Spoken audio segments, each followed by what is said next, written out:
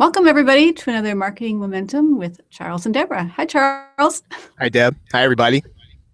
I think I did that one without interrupting myself. That's the first in like, Oh, that's what, 20, good. 26 weeks or something. Um, let's see. Today we are talking about, I feel like I keep picking this one like every other week, or somehow this topic is like a favorite topic. But okay, what do I call this? Build it. And then the consistency revisited, but inspired by the Field of Dreams.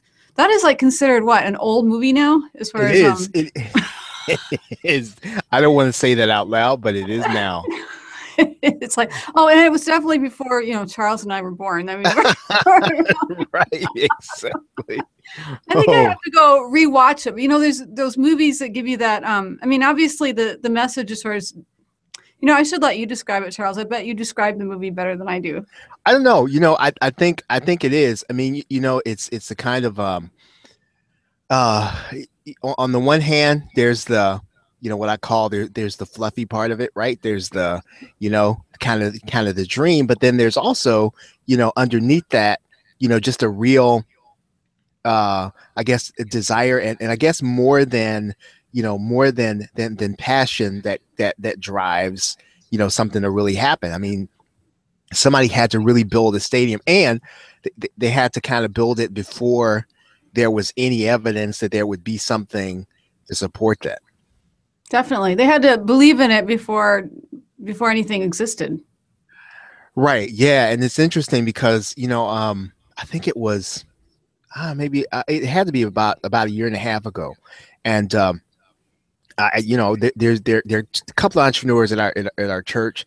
They've been really successful. A couple of them in the business opportunity space, and so just kind of in random talk, the guy was just kind of saying, he said, "Well, hey Charles, how's it going?" I said, "Man, it's a tough month," and he said, "Well, yeah, but if you haven't had tough times for like 7 or 8 years, you haven't really had the real experience yet anyway." So he just kind of hang in there. I was like, okay, well, that's a real encouragement.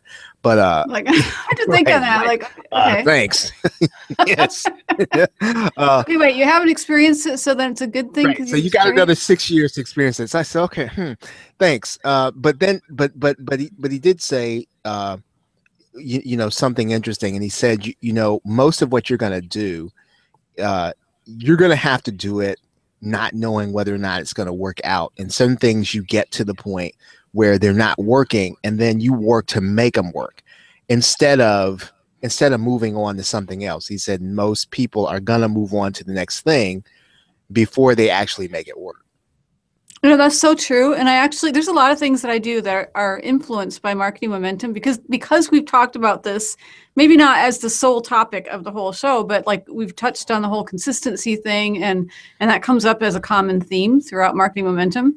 Maybe we should like add that to the tagline. But as far as consistency, that I actually think of that where it's like, okay, should I give up on this? Nope, that's not what we talk about in marketing momentum. Like this comes back to me like self-talk. And even today, I've been shifting, and I'm trying not to make this a really long story, but shifting Social Cafe, the Twitter chat, where it used to be more interactive. And there's I'll spare you the philosophy on Twitter chats. So we can save that for a Twitter chat discussion. Yeah. But so I started to shift it into more of a broadcast. So it was more of an educational thing so that people don't have to be there at the event. They can check it out later. And anyway, what happens is I have this like premium slide share. Okay, this all relates. Eventually, we come back to my Yeah. point. But I'm sitting going, I don't have time to create these slide shares. I'm paying this money every month, and I love doing slide shares, but when am I going to fit in my schedule? So what happens is, and this is where it comes back to what you said, Charles, as far as like that need drives it, where I'm at the Twitter chat going, now what am I going to do? I've just come up with this new format, and I didn't take time to plan properly. So I actually am creating slide shares on the fly at the Right. same time sending out broadcasts saying, hey, check out this resource, check out this, check out this. When I'm all done, I'm like, wow, if I add all those tweets up, those are slides in a slide share. But it's driven by this, you're like on the hot seat. I'm on the hot seat, I have to do Yeah. something. And all of a sudden I produce. I think for those, a lot of people have come into what we call internet marketing as a business opportunity. I mean, maybe you were, maybe a person was a volleyball player or janitor, whatever the case was, and they say, okay, well, I'm gonna do this now, and fortunately, unfortunately, it takes the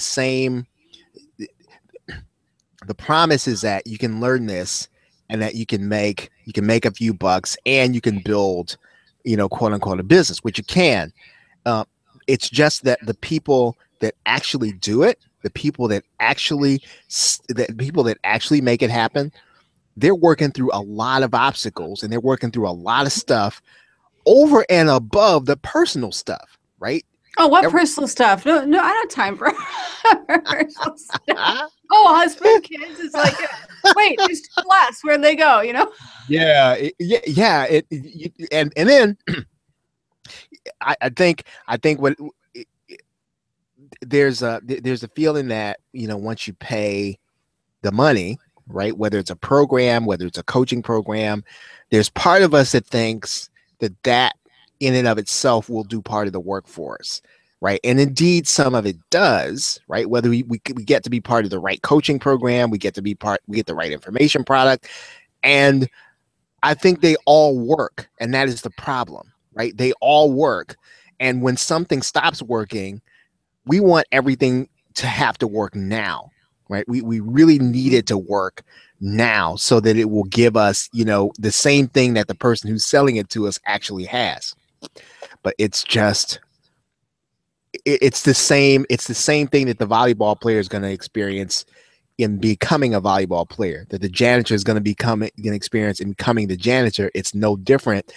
It might work faster, it might work better, but it's still going to take that amount of dedication to actually produce something that you really want. It's interesting you keep saying volleyball, because I actually I am so non-athletic. I mean, you describe athletic and I'm the opposite. I'm not anywhere, but I joined the ninth grade volleyball team in high school. And by that point, they had the sixth grade, the seventh grade, the eighth grade. So, I mean, the volleyball team, they'd been together for 3 years. And one of the gals, she was ballsy enough to ask me, because I was horrible. I always hoped that the coach would not actually put me out there in a game. I had no problem. I didn't mind sitting on the bench. That was fine. I would just go faithfully to all the practice. And she asked me, she's like, "You're bad. Why didn't you join?" And I said, because I wanted to stretch. I wanted to try something that I knew I wasn't good at, but I wanted to practice. I don't actually want to play. In fact, please don't put me out there to play. Just let me practice with you every day so that I can see what it is I'm missing. I mean, after that, I never did any other athletics, but I'm glad I tried something, even though I was horrible at it. And I knew that before, and I confirmed that I was horrible at it. But I do give her credit for asking. I'm sure everybody was thinking that, but it was like, finally somebody asked. But it's that whole practice thing. I mean, in that case, I don't think any amount of practice would have gotten me to a point, although it did get me to a point where I could go and play volleyball without completely being terrified. And that's where I met my husband. So there's a silver lining right. on that one. But, when it comes to singing, for example, there's people that I know they practice and practice and practice and practice. And I'll go out there, and other than a quick warm up, put me on stage. And as long as I have the words, I'm ready to go and entertain. It's like, that's not fair. You didn't practice, Right, so right, we all have those different areas. And I wonder if that's true even with internet marketing. I mean, there's days it's like, I do not want to ever even hear the word internet marketing. Correct. And I'll walk away. And then late at night, I'll open up the laptop, and all of a sudden I get energized by internet marketing. I mean, there's just something that is exciting about it. I can hate it one moment, and then the next moment it's like, oh wow, look at this. Right. Yeah, exactly. And I have discovered, and I don't think that by any stretch of the imagination that I'm the greatest email marketer, but you're good, Charles. I read yours. You are really good. No, I appreciate that. But the guy who changed everything for me, I guess, I bought an information product. I guess it was at the end of 2012 by a guy named Brian McLeod, and it was a copywriting product. And so he used to have weekly or monthly webinars where he'd bring in these copywriting experts. So one month there was a gentleman. It was a dude. His name is Ben. His name is Ben Settle, and Ben Settle is supposed to be one of the best. I'd never heard of him, and to be honest, I probably haven't heard of him since this webinar. And he's supposed to be probably one of the best email copywriters in the market today. And of course, excuse me, he taught on the webinar, and he was selling his monthly coaching, which, but he said, now here's what you can do. You may, $97 a month may be more than you want to pay. So just get on my email list, and you'll learn how to write emails. And so he said, first of all, you cannot copy my method, right? But the first thing he said is, first thing you have to do is you have to get over yourself, and you have to start writing every day. So I and I couldn't fathom that, right? I said, I can't do that. I just don't feel like I can do that with people who have subscribed. He said, then that's your problem, right? And he didn't say that to me personally, but he was telling the people, because he knew he'd already talked to enough people in his program. He said, your problem is you don't want to write every day, and it's not necessarily because you don't think.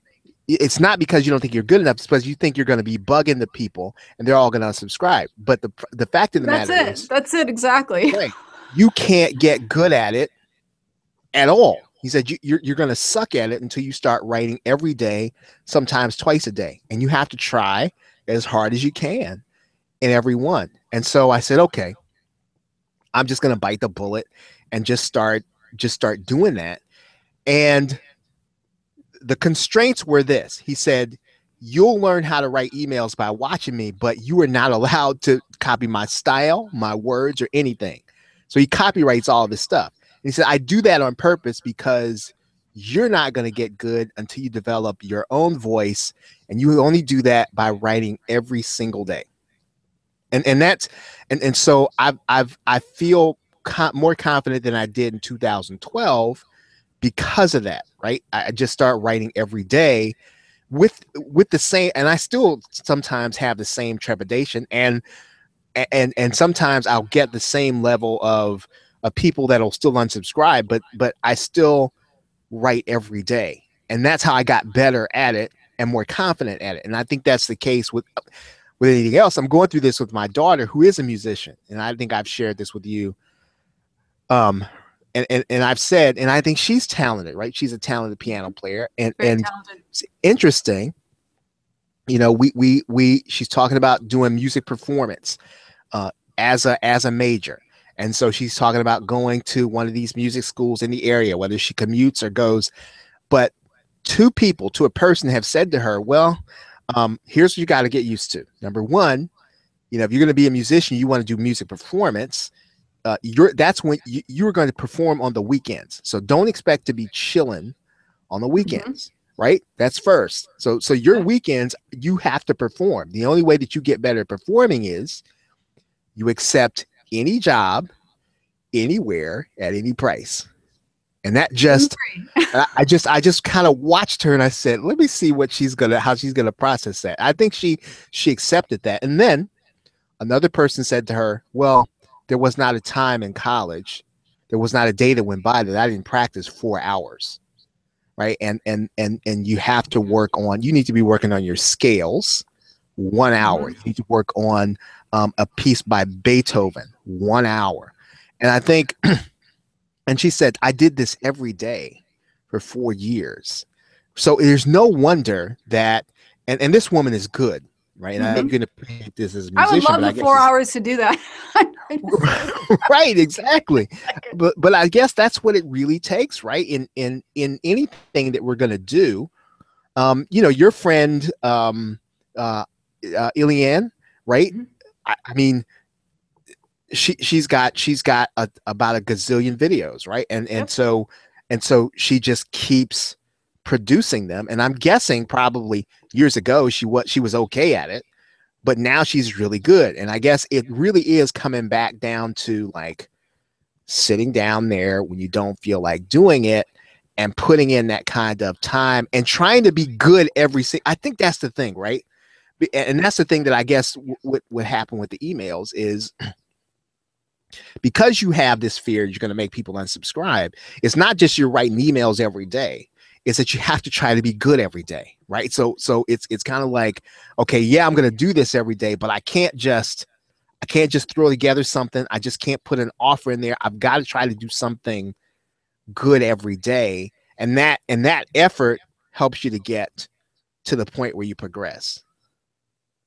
But I think there's a balance because, where I'm at right now, like I had the rhythm going before I joined Internet Marketing Ninjas. I'm not blaming them, but I'm saying as far as the whole Right. podcast thing, everything, I mean, it was right down to the minute, everything was working.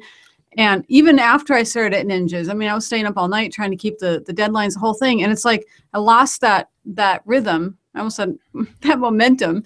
And then all of a sudden you start thinking, oh no, I have to live up to what I was. And so it has to be perfect. And so then you build up this fear. I shouldn't say you as in you, Charles, but I mean, No, I get that's where I look at it and go, oh no, I have to have it absolutely perfect. And then it doesn't, it's like that last 3%. And I almost feel like there's this balance where sometimes when I not necessarily rush, because I'm, high quality is really, really important to me. Right. But when I say, hey, I gotta go get this done, and I sit down and I do it, and it's like, wow, that wasn't that bad. That didn't take that long, and that's fine. And it's out there, and now we're done. Right. Well, yeah, and I get that, man, and I'll be transparent about this. My nemesis, as you know, has been it has been my show in my local area. That's been my nemesis, and I've kind of gone in and out of that. I'll do it, people like it, and then I'll wake up one morning and I'll just think I don't feel like doing this today. I just don't feel like calling anybody to find out if they want to be on, and but I look at it and you just think, well, creating a body of work just takes that, right? It takes like being there.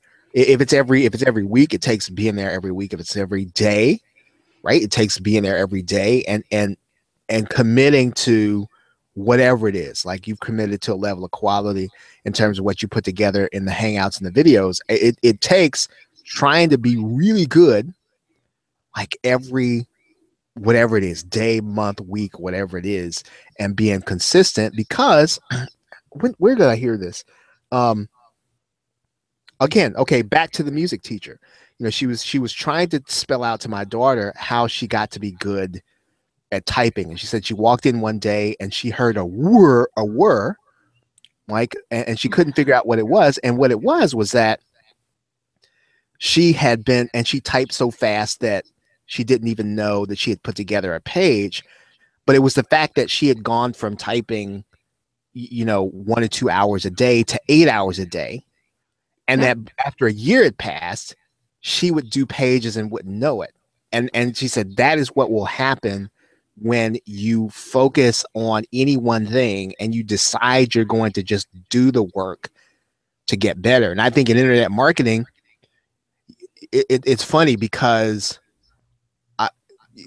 generating leads, right? What do I put on my capture page? What am I going to put on there to make people want to do it? And the answer to that is you don't know. And so until you put together enough capture pages and you actually try to get people to come to it and try to get people to opt in, you don't know. Right. And so there's no magic capture page. There's no magic answer. There's no magic copy. You just keep trying stuff until one day you get 2 people and they come in, you think, oh man, that worked. And then you come back and you do it again. And before you know it, whatever the traffic method is, whatever the method is, people come to it and they say, wow, I think I'd like to have that. I think I like you. I want to opt in to see what else you have. There's no magic to it. Exactly. Wow. I'm sorry, I'm actually speechless. I'm thinking of these articles that I'm editing, and there's a lot of what you're saying. I'm seeing that in all the articles. Where keep going until that's process improvement, and keep repeating what you're doing and enhance it rather than throwing it out. Hey, what's working? Keep that and then add to it. And that is actually, what is it? I was studying positive psychology, which I always used to think was just, hey, I'm happy. How are you? And actually the definition of positive psychology is really identifying what's working, identifying what's not working, and then enhancing what is working, which I thought, wow, I didn't know that's what positive psychology really means. It's hard though in what we do, because another promise is going to come probably within the next minute, every time you open your email box, you're going to hear about somebody who changed their business 235% by making this one tweak. And again, there's no slight on all of these guys like who do Copyblogger and Neil Patel and all these dudes. I mean, they're phenomenal at what they did, but they did it. And I'm not saying that you got to learn everything the hard way. That's definitely not what I'm talking about. I guess there's no substitute for actually doing the work and the testing and trying really hard to make something happen. Right? There's like no substitute for that. And That's true. And this is and it's getting more competitive every day. Oh. I mean, there are people there are people who come in, as you said, like the singer. There are people who come in here and they're intuitive, right? Mm-hmm. They already know how to write. They know they have an intuitive feel. They know how to copy. They kind of know the podcasting game, and they don't start out at a disadvantage. They kind of get on and they just think, oh, man, this dude just got started. He's really good. For a long time, right? My friend Dwayne. Dwayne. Yeah, he'd been in multi-level marketing all these years, and so he'd never really been on the internet marketing side, right? Doing affiliate marketing over there. And so, he crossed over when we did Webinar Fusion Pro, and but I know him to be kind of really intuitive about affiliate marketing. And so when he teaches people stuff, he is. And so when he teaches people this stuff, he knows what he's talking about, and it actually works. But there's no wonder about that. But again, I think I said this maybe a couple of weeks back. Dwayne's been doing this since 2006.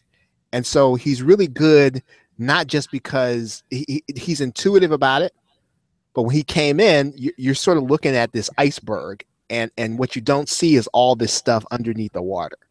As far as all the practicing, gearing up for that. Okay, that makes sense. Because, first time I saw him, I'm like, wow, he's really warm. He's friendly. I like him instantly. And then, of course, as soon as I think I like him instantly, I'm like, what's wrong? Where is the other, the other shoe's going to drop? And I knew he was a friend of yours, and I trust you. And I'm like, no, Charles wouldn't steer me wrong. But it's like, how can he be that good?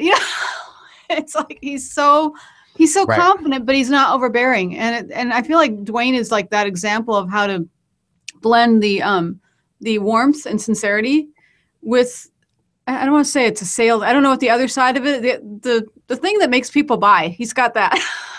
But the guy takes off in January. And I don't know if I said this on the call. I might have said this indirectly, but he takes off, I think it's in January. First of all, deactivates Facebook.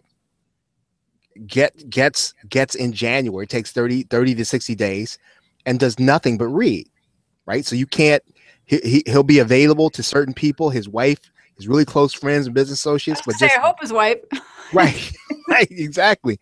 But the guy just takes that period of time to read what's happening. Sabbatical. Yeah, like a long self-imposed. And so, again, there's no mystery to like the success, right? There's no mystery. It's sort of like, yeah, he's good and he's intuitive, but he works at feeding his intuition. Okay, I gotcha. So it's not like it's just automatic and Midas touch. I mean, he might have the Midas touch or whatever the phrase is, but there's actually some work that goes into it. Mm-hmm. But yeah, he's the one that I think was an example. But Charles, what you were saying earlier as far as finding your own style, and I didn't want to interrupt you to say this, but you actually have identified. I mean, I look forward to your emails. I might not be always like buying everything, but I look forward to reading your emails because I feel like your personality comes through. So whatever it was that Ben Settle was trying to teach you, you got it because I appreciate that. Sure thing. And not everybody has that. I've read other emails that are maybe well worded, but they look more methodical or kind of formula based, and yours come off as very sincere. Yeah. Well, it was him that just said, "Get over yourself." And start writing every day. That phrase just cracks you up. Get over yourself. And I'm glad you defined that because that is exactly what I worry about. It's like, oh no, what if I say the wrong thing and somebody's going to unsubscribe? And probably one of the best things that I did similar to that, I use Post Planner, and I would add I'm not saying, Josh, I hope you're not listening because I'm not saying Post Planner has any kind of glitch. It's probably a user glitch, but like I would add a bunch of things to try to schedule them out for a while. And then I'd go back and look at it. And it was like they all dumped at the same time. And, little things like that where it's like, oh my goodness, if I dump all these posts, people are going to like unlike my page and all this stuff. But actually, and by the way, I am not suggesting that you dump like, 50 posts or something all at once. Don't do that. But what I mean is it was that whole thing about get over myself as far as the fear of what if I do this? What if I put too many statuses, wrong status, all this, I'm going to lose people. Actually, I gained people. I gained engagement. My clout score went up by using Post Planner, and to quit like overthinking it as far as, oh, wow, I sent something 20 minutes ago, so I can't do it for 10 minutes, or, to just put stuff out there. Right. And I look at the notifications like, oh, wow, I'm getting more engagement than I can respond to. Yeah. Well, that's what I really need to put. I need to take all of this that I've gained and try to put this into, and I've got to defeat this local marketing thing, like this local marketing show. I have to defeat this thing because again, I mean, I get into it, and then when I stop, it never fails. Somebody calls me and says, "Hey, are you still doing that thing? I've been listening to this thing you've been doing. Where's that thing? Yeah, I listen to that when you do that." And I'm just thinking, because while you're doing it, I said, man, you're in the middle of it, you just say, man, this sucks. Nobody's listening to this. See, that's the whole key of what we're talking about today as far as that consistency. I've done that with the Twitter chat. I'll go look at the Twitter chat, and it's just me talking to everybody else, and I'm thinking, why am I doing this? No one's listening. And then like Eileen brought it up one time. It's like, oh yeah, I go reading all the archives, and well, actually, Eileen, if you're listening and you're not, I'm sorry if you're not still on the archives, but someone will say something like, oh yeah, I've heard of you. I watched the video. I've watched this. And it's like, you mean somebody actually is paying attention? Just maybe not at that moment, which, speaking of Dwayne and the consistency, on my calendar, like 4:30 my time every Monday, it's like I want to keep going to the weekly Webinar Fusion Pro. If you still haven't, it's like, oh, God forbid that the day that I finally show up, that you're not doing it anymore. But we do it every Monday, right? It's like it has to be done. And I think there's a lot of people there's so many distractions out there that I think, and I hear it from other people that have been, like a part of the Twitter chat, and they're like, oh yeah, I keep meaning to come. And now with the time shift, it's like, wait, I finally showed up on Tuesday. And it's like, no, we're on Thursday. But the same kind of thing. It's just about the time that you think this isn't working, you stop. That's where you find out that somebody every week is just, a hair away from joining, and then they join the week that you stop. Correct. Right. Yeah. That's it. So, guys, if you're doing something like that, a Twitter chat, hangout, anything like that, and you're afraid that no one's paying attention, at least you are creating content. Like Twitter chat, you can create a Storify archive. You have something that you can use for an article. You can do a slide share. With these shows, you've got videos you're adding. I mean, pretty soon, you keep doing this. I know, Charles, you have a bunch of shows. You have a bunch of videos. And pretty soon you look at your YouTube and go, wow, I didn't know I had that many videos. Right. And now you've got a built-in portfolio, even with no post-production. I'm speaking to myself because I beat myself up for this, but even without any post-production, there's still a built-in portfolio that you can show future clients. So there's still an element of win. It is. Right. It's a matter of continuing to do it. Yep, exactly. Okay. I was going to ask you if you had any tips for people, any action steps, but yeah, I think that whatever you're I think you have to be prolific in some. If you're an internet marketer, right? I think you have to kind of pick the thing you're going to be good at in terms of creating. If you're going to write, then write, and just write your rear end off. If you're gonna do videos, just get good at it. And because if you kind of pick the thing that you connect with people in, then I think it's probably easier to kind of start into internet marketing by just being consistent, right? I think I talked about Sean Mize did articles. He didn't do a lot of videos. He just did a gazillion articles, and that's how he made his money. And I think in the age, there's so much screaming at all of us to do everything, and we can't, right? When you get started, it's hard to be good at everything. And so I think if you're struggling, get good at one area of producing content, because you do have to be, it's information marketing. Somebody needs to be able to go to the topics that you're supposed to be an expert on and find you there. And so but you can't do that if you don't get good at one medium that you don't have to work at it really hard at. Yep. You're like the singing and the volleyball. Mine's not volleyball, mine's singing. I Right. would do that one. You know, and another tip. Another tip too is to realize that you probably are having success and you may not notice it. Like I was thinking while we're talking consistency, and I put a video up like every Wednesday at 6 p.m. Pacific time. There's another interview, and the whole idea of having another one there motivates me to always make sure I have a guest.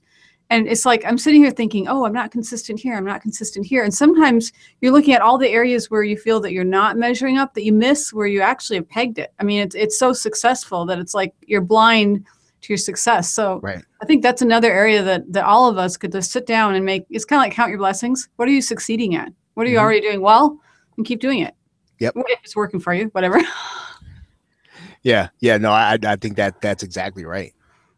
Excellent. Well, okay. I have a bunch of things that I'm going to go get done now in light of that.